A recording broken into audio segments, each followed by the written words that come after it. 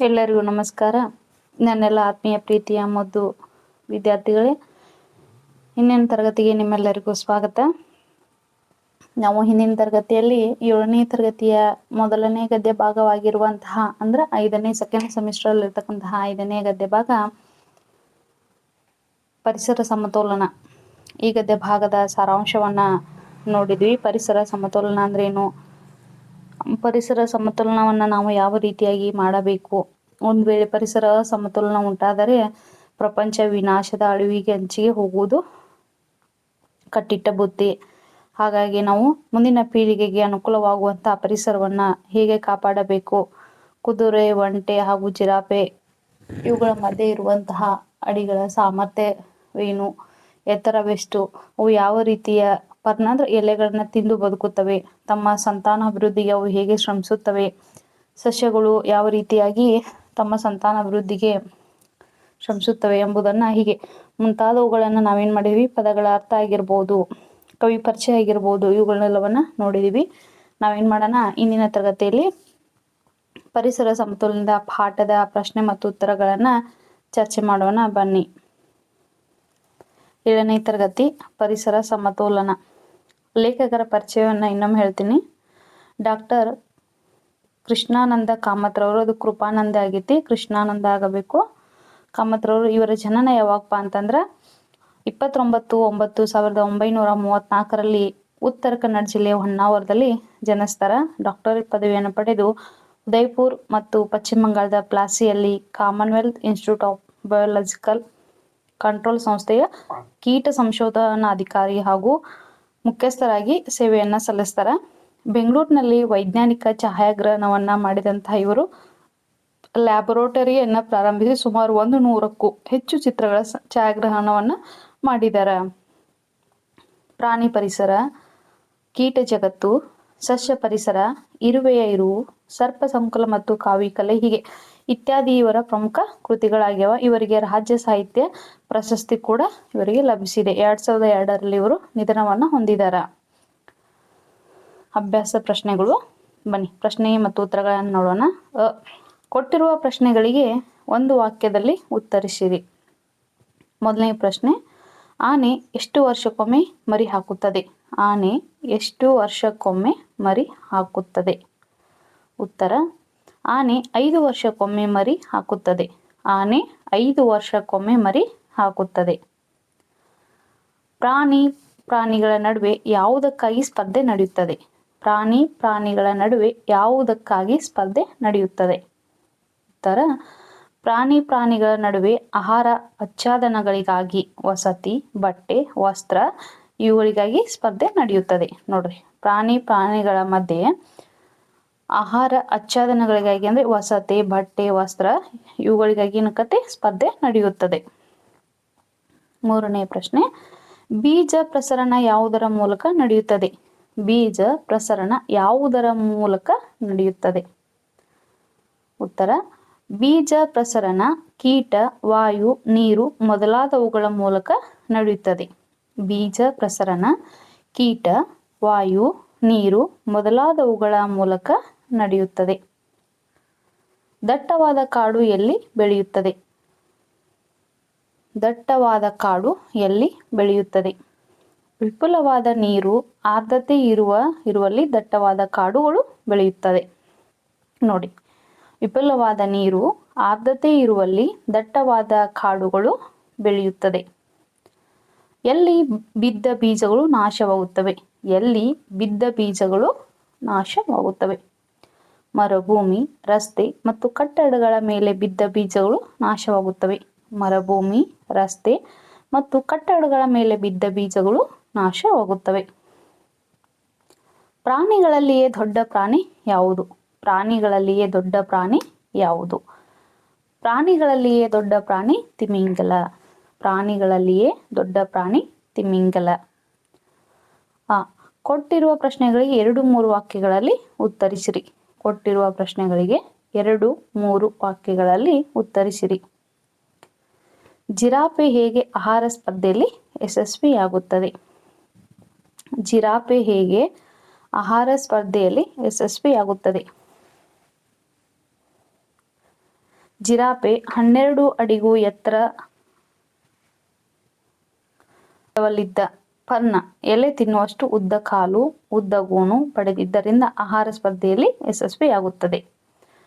ನೋಡಿ, ಇನ್ನೊಂದ್ಸಲ ಹೇಳ್ತೀನಿ. ಜಿರಾಫೆ 12 ಅಡಿಗೂ ಎತ್ತರದಲ್ಲಿದ್ದ ಪರ್ಣ ಅಂದ್ರೆ ಎಲೆ ತಿನ್ನುವಷ್ಟು ಉದ್ದ ಕಾಲು, ಉದ್ದ ಗೋಣು ಪಡೆದಿದ್ದರಿಂದ ಆಹಾರ ಸ್ಪರ್ಧೆಯಲ್ಲಿ ಯಶಸ್ವಿಯಾಗುತ್ತದೆ. ವನ್ಯಜೀವಿ ಸಂರಕ್ಷಣೆಯನ್ನು ಹೇಗೆ ಮಾಡುತ್ತಿದ್ದಾರೆ? ವನ್ಯಜೀವಿ ಸಂರಕ್ಷಣೆಯನ್ನು ಹೇಗೆ ಮಾಡುತ್ತಿದ್ದಾರೆ? ವನ್ಯಜೀವಿಗಳ ಸಂರಕ್ಷಣೆಗಾಗಿ ಸರ್ಕಾರ ಅನೇಕ ಕಾರ್ಯಕ್ರಮಗಳನ್ನು ಹಮ್ಮಿಕೊಂಡು ಮಾಡುತ್ತಾ ಬಂದಿದ್ದಾರೆ. ಮೊಸಳೆಗಳಿಗಾಗಿ ಕರ್ನಾಟಕದ ಬೆಂಗಳೂರಿನ ಹತ್ತಿರವಿರುವ ಬನ್ನೇರುಘಟ್ಟ ರಾಷ್ಟ್ರೀಯ ಉದ್ಯಾನವನದಲ್ಲಿ ಒಂದು ಆಲಯವನ್ನು ಸ್ಥಾಪಿಸಿ ಪೋಷಿಸುತ್ತಿದ್ದಾರೆ. ವಿಷಕಾರಿ ಹಾವುಗಳನ್ನು ಸಾಕುವ ಕೇಂದ್ರಗಳನ್ನು ಮುಂಬೈ, ಮದ್ರಾಸಿನಲ್ಲಿ ಪ್ರಾರಂಭಿಸಿದ್ದಾರೆ. ನೋಡಿ, ವನ್ಯಜೀವಿಗಳ ಸಂರಕ್ಷಣೆಗಾಗಿ ಸರ್ಕಾರ ಅನೇಕ ಕಾರ್ಯಕ್ರಮಗಳನ್ನು ಹಮ್ಮಿಕೊಂಡು ಮಾಡುತ್ತಾ ಬಂದಿದ್ದಾರೆ. ಮೊಸಳೆಗಳಿಗಾಗಿ ಕರ್ನಾಟಕದ ಬೆಂಗಳೂರಿನ ಹತ್ತಿರವಿರುವ ಬನ್ನೇರುಘಟ್ಟ ರಾಷ್ಟ್ರೀಯ ಉದ್ಯಾನದಲ್ಲಿ ಒಂದು ಆಲಯವನ್ನು ಸ್ಥಾಪಿಸಿ ಪೋಷಿಸುತ್ತಿದ್ದಾರೆ.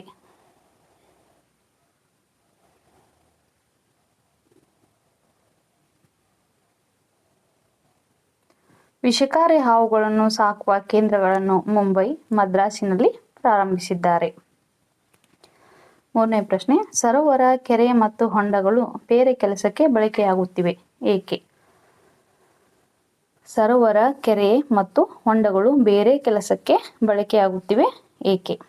ಸರೋವರ, ಕೆರೆ ಮತ್ತು ಹೊಂಡಗಳು ಬೇರೆ ಕೆಲಸಕ್ಕೆ ಬಳಕೆಯಾಗುತ್ತಿರುವುದಕ್ಕೆ ಕಾರಣ ವಿಮಾನ, ರೈಲ್ವೆ ಮತ್ತು ನಿರ್ಮಾಣಕ್ಕಾಗಿ ಅವುಗಳನ್ನು ಮುಚ್ಚುತ್ತಿದ್ದಾರೆ. ಆದರೆ ಇದರಿಂದ ಆಗುವ ಅಸಮತೋಲನದ ಅರಿವಿಲ್ಲ. ನೋಡಿ, ಸರೋವರ, ಕೆರೆ ಮತ್ತು ಹೊಂಡಗಳು ಬೇರೆ ಕೆಲಸಕ್ಕೆ ಬಳಕೆಯಾಗುತ್ತಿರುವುದಕ್ಕೆ ಕಾರಣ ವಿಮಾನ, ರೈಲ್ವೆ ಮತ್ತು ಅದರ ನಿರ್ಮಾಣಕ್ಕಾಗಿ ಅವುಗಳನ್ನು ಮುಚ್ಚುತ್ತಿದ್ದಾರೆ. ಆದರೆ ಇದರಿಂದ ಆಗುವ ಅಸಮತೋಲನದ ಅರಿವಿಲ್ಲ. ಯೋಜನೆ ತಯಾರಿಸುವ ವಿಜ್ಞಾನಿಗಳು ಯಾವ ರೀತಿಯ ಮುನ್ನೆಚ್ಚರಿಕೆ ವಹಿಸಬೇಕು? ಯೋಜನೆ ತಯಾರಿಸುವ ವಿಜ್ಞಾನಿಗಳು ಯಾವ ರೀತಿಯ ಮುನ್ನೆಚ್ಚರಿಕೆ ವಹಿಸಬೇಕು? ಮುಂದಿನ ಪೀಳಿಗೆಗಾಗಿ ಇಂದೇ ಯೋಜನೆಯನ್ನು ತಯಾರಿಸುವ ವಿಜ್ಞಾನಿಗಳು ಮುಂದಿನ ಪೀಳಿಗೆಗಾಗಿ ಇಂದೇ ಯೋಜನೆಯನ್ನು ತಯಾರಿಸುವ ವಿಜ್ಞಾನಿಗಳು ನಿಸರ್ಗದ ಆಗುಹೋಗುಗಳನ್ನು ವಿವರವಾಗಿ ಅಭ್ಯಸಿಸಿ ಮಾನವನ ಚಟುವಟಿಕೆ ಮಾನವನಿಗೆ ಕಂಟಕಪ್ರಾಯವಾಗದಂತೆ ಮುನ್ನೆಚ್ಚರಿಕೆ ವಹಿಸಿ ವಿವಿಧ ಕ್ರಮಗಳನ್ನು ಕೈಗೊಳ್ಳಬೇಕು. ಈ ಕೊಟ್ಟಿರುವ ಪ್ರಶ್ನೆಗಳಿಗೆ 5-6 ವಾಕ್ಯಗಳಲ್ಲಿ ಉತ್ತರಿಸಿರಿ. ಕೊಟ್ಟಿರುವ ಪ್ರಶ್ನೆಗಳಿಗೆ 5-6 ವಾಕ್ಯಗಳಲ್ಲಿ ಉತ್ತರಿಸಿರಿ. ಮೊಸಳೆ ಹಾವುಗಳ ಸಂರಕ್ಷಣಾ ಕ್ರಮಗಳನ್ನು ತಿಳಿಸಿ. ಮೊಸಳೆ ಹಾವುಗಳ ಸಂರಕ್ಷಣಾ ಕ್ರಮಗಳನ್ನು ತಿಳಿಸಿ. ಮೊಸಳೆಗಳ ಚರ್ಮಕ್ಕೆ ಪಾಶ್ಚಾತ್ಯ ವಿದೇಶಿಗರು ಮನಸೋತಿದ್ದಾರೆ. ಮೊಸಳೆಗಳ ಚರ್ಮಕ್ಕೆ ಪಾಶ್ಚಾತ್ಯರು ಅಥವಾ ಪಾಶ್ಚಾತ್ಯ ವಿದೇಶಿ ಮಹಿಳೆಯರು ಮನಸೋತಿದ್ದಾರೆ ಮತ್ತು ಅದರಿಂದ ಅಪಾರವಾದ ಹಣವನ್ನು ಪಡೆಯಲು ಅತಿಯಾಗಿ ಅವುಗಳು ವಿನಾಶದ ಅಂಚನ್ನು ತಲುಪುವ ಸ್ಥಿತಿಗೆ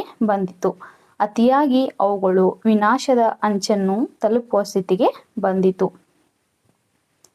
ಬನ್ನೇರುಘಟ್ಟದ ರಾಷ್ಟ್ರೀಯ ಉದ್ಯಾನದಲ್ಲಿ ಅವುಗಳನ್ನು ಹೆಚ್ಚಿನ ದಕ್ಷತೆಯಿಂದ ಪಾಲನೆ ಪೋಷಣೆಯನ್ನು ಮಾಡುತ್ತಿದ್ದಾರೆ. ಅದೇ ರೀತಿ ಹಾವುಗಳನ್ನು ಕಂಡ ಕಡೆಯಲ್ಲೆಲ್ಲ ಕೊಂದು ಕೆಲವು ಜಾತಿಯ ಹಾವುಗಳು ನಶಿಸಿ ಹೋಗುವುದರಿಂದ ವಿಷಕಾರಿ ಹಾವುಗಳನ್ನು ಸಾಕುವ ಕೇಂದ್ರಗಳನ್ನು ಮುಂಬೈ ಮತ್ತು ಮದ್ರಾಸಿನಲ್ಲಿ ಪ್ರಾರಂಭಿಸಿದ್ದಾರೆ. ಕಾಡನ್ನು ನಾಶ ಮಾಡುವುದರಿಂದ ಆಗುವ ದುಷ್ಪರಿಣಾಮಗಳೇನು? ಕಾಡನ್ನು ನಾಶ ಮಾಡುವುದರಿಂದ ಆಗುವ ದುಷ್ಪರಿಣಾಮಗಳೇನು? ಉತ್ತರ, ಕಾಡನ್ನು ನಾಶ ಮಾಡುವುದರಿಂದ ಅಲ್ಲಿದ್ದ ಹಕ್ಕಿ ಪಕ್ಷಿಗಳು ಬೇರೆ ತಾಣಕ್ಕೆ ಹೋಗಬೇಕಾಗುತ್ತದೆ. ಅಲ್ಲಿದ್ದ ಹಕ್ಕಿ ಪಕ್ಷಿಗಳು ಬೇರೆ ತಾಣಕ್ಕೆ ಹೋಗಬೇಕಾಗುತ್ತದೆ. ಮೇವು ಇಲ್ಲದ್ದರಿಂದ ಚಿರತೆಗಳು ಮಾಯವಾಗುತ್ತವೆ. ಈ ಚಿಗರೆಗಳನ್ನು ಬೇಟೆಯಾಡಿ ಅಂದರೆ ಮೇವು ಇಲ್ಲದರಿಂದ ಚಿಗರೆಗಳು ಮಾಯವಾಗುತ್ತವೆ. ಈ ಚಿಗರೆಗಳನ್ನು ಬೇಟೆಯಾಡಿ ಹುಲಿ, ಚಿರತೆ ಮತ್ತು ಸಿಂಹಗಳ ನಾಶವಾಗುತ್ತದೆ. ಹುಲಿ, ಚಿರತೆ ಮತ್ತು ಸಿಂಹಗಳ ನಾಶವಾಗುತ್ತದೆ. ಅಲ್ಲಿ ಮರ ಇಲ್ಲದ್ದರಿಂದ ತೋಳ ಕರಡಿಗಳು ಓಡಿ ಹೋಗುತ್ತವೆ. ಹಣ್ಣು ಹಂಪಲುಗಳು ಸಿಗದಿರುವುದರಿಂದ ಇಣಚಿ ಕಣ್ಣು ಕಪ್ಪಡಿಗಳು ಬೇರೆ ಕಡೆಗೆ ಪ್ರಯಾಣ ಬೆಳೆಸುತ್ತವೆ. ಬೆಳೆ ಕಾಡು ಪ್ರಾಣಿಗಳಿಗೆ ಆಹಾರ ವಸತಿಯ ಕೊರತೆಯಿಂದ ವಿನಾಶವಾಗುತ್ತದೆ. ಕಾಡುಗಳ ಅಲಭ್ಯತೆಯಿಂದ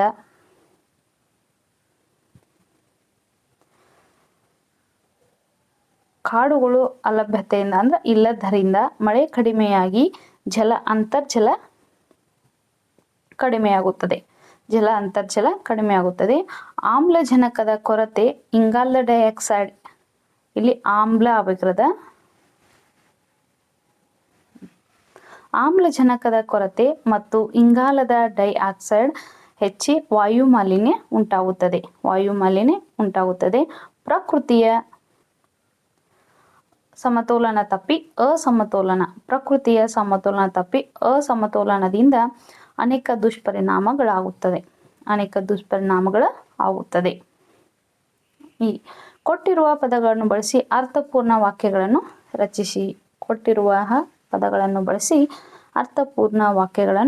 ರಚಿಸಿ. ನಿರ್ಮಾನು, ಶತಮಾನ, ಮನಸೋಲು, ಹಿಂಬಾಲಿಸು. ನಿರ್ಮಾಣ. ನದಿಗಳಿಗೆ ಸೇತುವೆಯ ನಿರ್ಮಾಣ ಅಗತ್ಯ. ಶತಮಾನಗಳಿಂದ ಬಂದಿರುವ ಅಂಧಶ್ರದ್ಧೆ ತೊಲಗಬೇಕು. ಮನಸೋಲು. ಸುಂದರವಾದ ನಿಸರ್ಗದ ಚೆಲುವಿಗೆ ಎಲ್ಲರೂ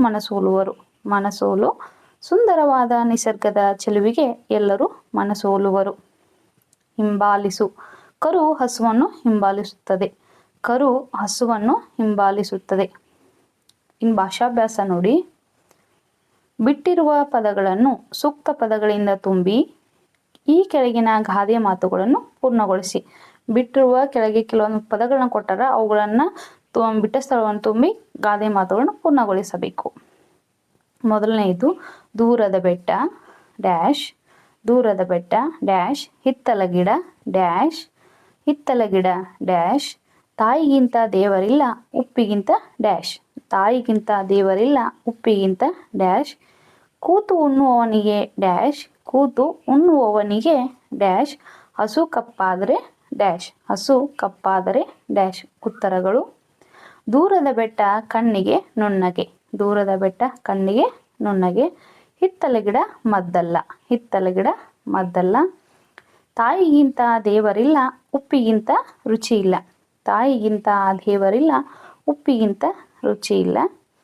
ಕೂತು ಉಣ್ಣುವವನಿಗೆ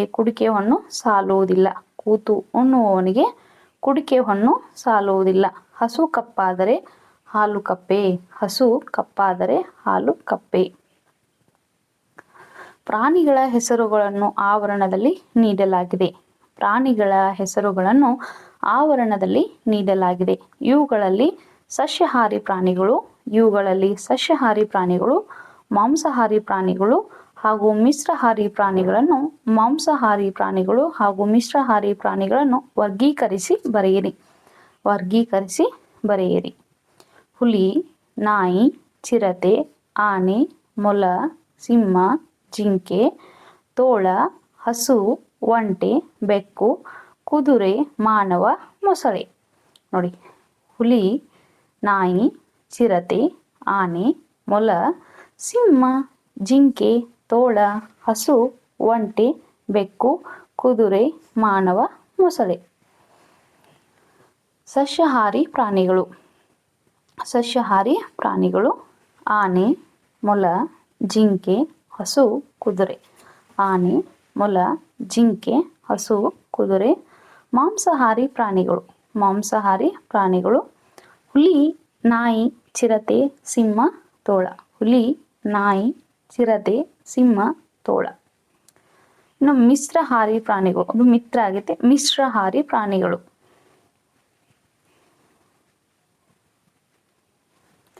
ಮಿಶ್ರಾಹಾರಿ ಪ್ರಾಣಿಗಳು ನಾಯಿ, ಮೊಸಳೆ, ಮಾನವ, ಒಂಟೆ.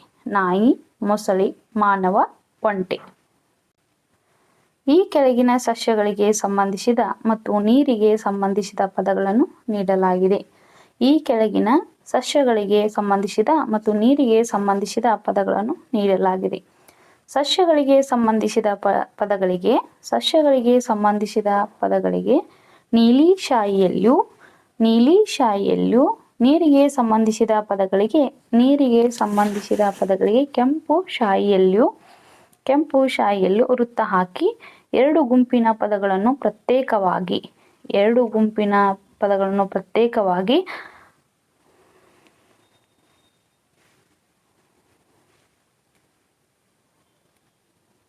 ಕ್ರಮದಲ್ಲಿ ಜೋಡಿಸಿ. ಚಿಗುರು, ಬಳ್ಳಿ, ಪ್ರವಾಹ, ತೆಂಗು. ಚಿಗುರು, ಬಳ್ಳಿ, ಪ್ರವಾಹ, ತೆಂಗು. ಜಲಪಾತ, ಭತ್ತ. ಜಲಪಾತ, ಭತ್ತ. ಬಾವಿ, ಬೇರು, ನದಿ. ಬಾವಿ, ಬೇರು, ನದಿ. ಸೊಪ್ಪು, ಹೊಲ, ಕಡಲು. ಸೊಪ್ಪು, ಹೊಲ, ಕಡಲು. ಗದ್ದೆ, ಗರಿಕೆ, ನಲ್ಲಿ. ಗದ್ದೆ, ಗರಿಕೆ, ನಲ್ಲಿ. ರೆಂಬೆ, ಸರೋವರ. ರೆಂಬೆ, ಸರೋವರ. ಕೊಂಬೆ, ತಳಿರು, ಕೊಳ, ಗರಿಕೆ. ಕೊಂಬೆ, ತಳಿರು, ಕೊಳ, ಗರಿಕೆ. ಬಳ್ಳಿ, ಹೊಳೆ, ಕಾಂಡ. ಬಳ್ಳಿ, ಹೊಳೆ, ಕಾಂಡ. ಹಳ್ಳ, ಅಣೆಕಟ್ಟು, ಪತ್ರೆ. ಹಳ್ಳ, ಅಣೆಕಟ್ಟು, ಪತ್ರೆ. ಅಣೆಕಟ್ಟು, ಮಲ್ಲಿಗೆ, ಹೊಂಡ. ಅಣೆಕಟ್ಟು ಪದ 2 ಸಲ ಬಂದಿದೆ. ಮಲ್ಲಿಗೆ, ಹೊಂಡ. ಸಸ್ಯಗಳಿಗೆ ಸಂಬಂಧಿಸಿದ ಪದಗಳು ಕಣಿವೆ, ಕಾಂಡ, ಕೊಂಬೆ, ಗದ್ದೆ, ಗರಿಕೆ, ಚಿಗುರು, ತಳಿರು, ತೆಂಗು. ಇದು ಗದ್ದೆ.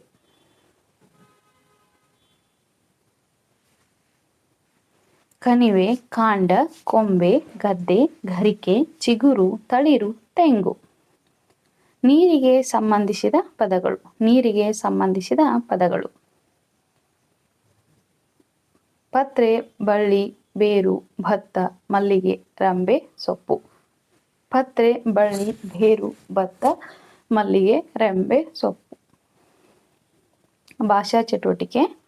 ಕಾಡು ನಾಶವಾಗುವುದರಿಂದ ಉಂಟಾಗುವ ತೊಂದರೆಗಳನ್ನು ಪಟ್ಟಿ ಮಾಡಿ. ಕಾಡು ನಾಶವಾಗುವುದರಿಂದ ಉಂಟಾಗುವ ತೊಂದರೆಗಳನ್ನು ಪಟ್ಟಿ ಮಾಡಿ. ಉತ್ತರ: ಕಾಡು ನಾಶವಾಗುವುದರಿಂದ ಉಂಟಾಗುವ ತೊಂದರೆಗಳು. ಕಾಡು ನಾಶವಾಗುವುದರಿಂದ ಉಂಟಾಗುವ ತೊಂದರೆಗಳು. ಕಾಡು ಪ್ರಾಣಿಗಳ ಸಂತತಿಯ ನಾಶ. ಕಾಡು ಪ್ರಾಣಿಗಳ ಸಂತತಿಯ ನಾಶ. ಮಳೆಯ ಪ್ರಮಾಣ ಕಡಿಮೆ. ಮಳೆಯ ಪ್ರಮಾಣ ಕಡಿಮೆ. ಭೂಮಿಯ ಅಂತರ್ಜಲ ಕೊರತೆ. ಭೂಮಿಯ ಅಂತರ್ಜಲದ ಕೊರತೆ. ವಾಯು ಮಾಲಿನ್ಯ. ವಾಯು ಮಾಲಿನ್ಯ. ಕಾಡು ಪ್ರಾಣಿಗಳಿಗೆ ಆಹಾರ ವಸತಿಯ ಕೊರತೆ. ಕಾಡು ಪ್ರಾಣಿಗಳಿಗೆ ಆಹಾರ ವಸತಿಯ ಕೊರತೆ. ಆಮ್ಲಜನಕದ ಕೊರತೆ.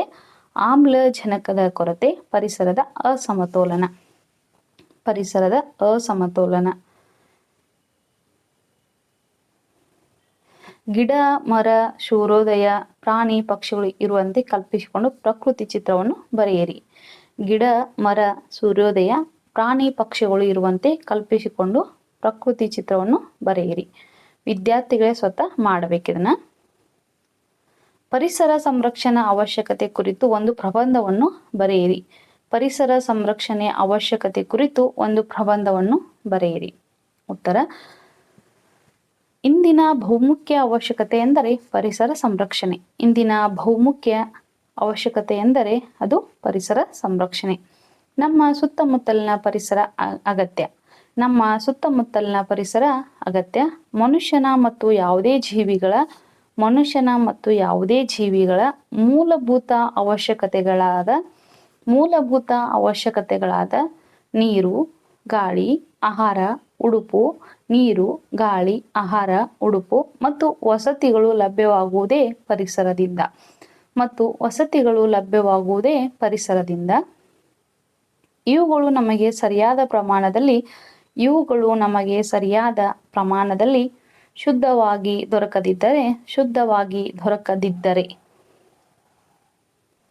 ದೊರಕದಿದ್ದರೆ ನಮ್ಮ ಅಸ್ತಿತ್ವಕ್ಕೆ ಧಕ್ಕೆ ಉಂಟಾಗುತ್ತದೆ. ಪ್ರಕೃತಿಯು ಸಹಜವಾಗಿ ಸಸ್ಯ ಮತ್ತು ಪ್ರಾಣಿಗಳನ್ನು ಸಮತೋಲನ ಮಾಡಿರುತ್ತದೆ. ಈ ಸಮತೋಲನ ಹಾಗೆಯೇ ಮುಂದುವರೆದರೆ ಆಗ ಎಲ್ಲಾ ಜೀವಿಗಳು ಆರೋಗ್ಯದಿಂದ ನೆಮ್ಮದಿಯಿಂದ ಬದುಕಬಹುದು. ಪ್ರಕೃತಿ ನಮಗೆ ಅವಶ್ಯಕವಾಗಿರುವುದನ್ನು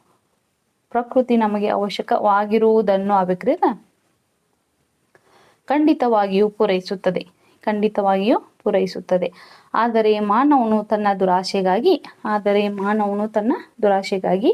ಈ ಸಮತೋಲನವನ್ನು ಹಾಳು ಮಾಡಿದರೆ ತನ್ನ ಕಾಲ ಮೇಲೆ ತಾನೇ ಕಲ್ಲನ್ನು ಹಾಕಿಕೊಂಡಂತೆ.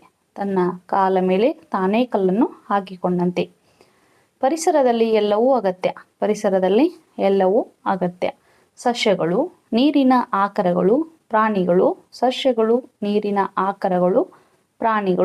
ಇವೆಲ್ಲವೂ ಸೂಕ್ತ ಪ್ರಮಾಣದಲ್ಲಿದ್ದರೆ ಮನುಷ್ಯನು ಸಹ ನೆಮ್ಮದಿಯಾಗಿರಬಹುದು. ಈಗಾಗಲೇ ಸಾಕಷ್ಟು ಪರಿಸರವನ್ನು ಹಾಳು ಮಾಡಿರುವ ನಾವು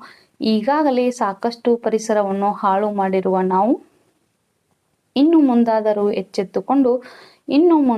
ಎಚ್ಚೆತ್ತುಕೊಂಡು ಪರಿಸರವನ್ನು ಸಂರಕ್ಷಿಸಬೇಕು. ಆದಷ್ಟು ಅಂತರ್ಜಲವನ್ನು, ಪರಿಸರ ಮಾಲಿನ್ಯವನ್ನು ಪ್ರತಿಯೊಬ್ಬರೂ ಕೈಗೂಡಿಸಿ ಶುಚಿಗೊಳಿಸಬೇಕು. ಜೀವನದಲ್ಲಿ ಪರಿಸರ ಸಂರಕ್ಷಣೆ